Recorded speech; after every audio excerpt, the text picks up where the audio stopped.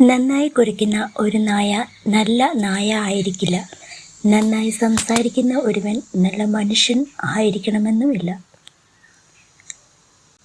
മറയ്ക്കാൻ പറ്റാത്ത 3 കാര്യങ്ങൾ: സൂര്യൻ, ചന്ദ്രൻ, സത്യം. നമ്മെ നാമാക്കുന്നത് നമ്മുടെ ചിന്തകളാണ്.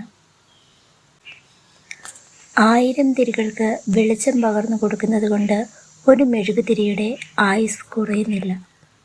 പങ്കുവയ്ക്കപ്പെടുന്ന സന്തോഷവും അതുപോലെയാണ്.